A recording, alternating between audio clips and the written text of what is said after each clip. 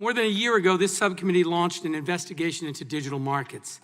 Our two objectives have been to document competition problems in the digital economy and to evaluate whether the current antitrust framework is able to properly address them.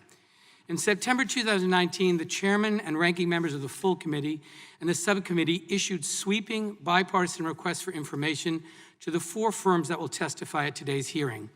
Since then, we've received millions of pages of evidence from these firms, as well as documents and submissions from more than 100 market participants.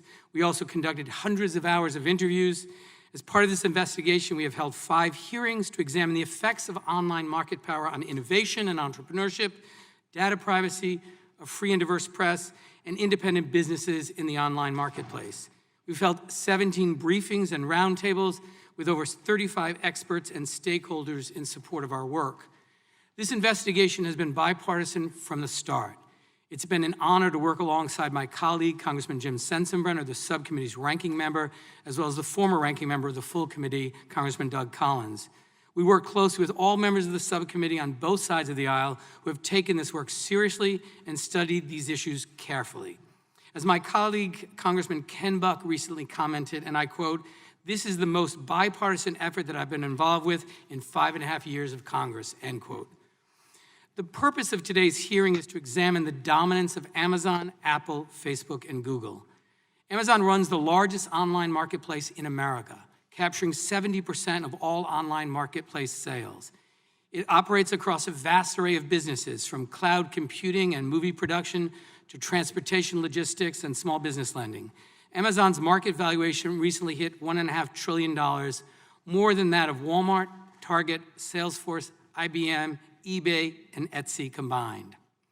Apple is a dominant provider of smartphones with more than 100 million iPhone users in the United States alone. In addition to hardware, Apple sells services and apps including financial services, media, and games.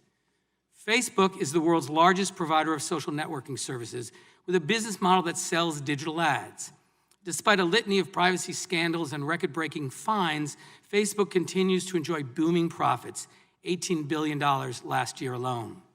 Lastly, Google is the world's largest online search engine, capturing more than 90% of searches online. It controls key technologies and digital ad markets and enjoys more than 1 billion users across 6 products, including browsers, smartphones, and digital maps. Prior to the COVID-19 pandemic, these corporations already stood out as titans in our economy. In the wake of COVID-19, however, they're likely to emerge stronger and more powerful than ever before. As American families shift more of their work, shopping, and communication online, these giants stand to profit. Locally owned businesses, meanwhile, mom and pop stores on Main Street, face an economic crisis unlike any in recent history. As hard it is to believe, it's possible that our economy will emerge from this crisis even more concentrated and consolidated than before. These companies serve as critical arteries of commerce and communications. Because these companies are so central to our modern life, their business practices and decisions have an outsized effect on our economy and our democracy. Any single action by one of these companies can affect hundreds of millions of us in profound and lasting ways. Although these 4 corporations differ in important and meaningful ways, we've observed common patterns and competition problems over the course of this investigation.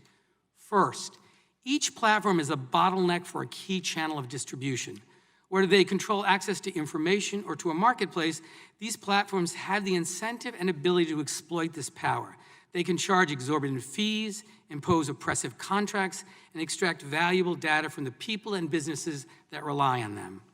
Second, each platform uses its control over digital infrastructure to surveil other companies, their growth, business activity, and whether they might pose a competitive threat. Each platform has used this data to protect its power by either buying, copying, or cutting off access for any actual or potential rival.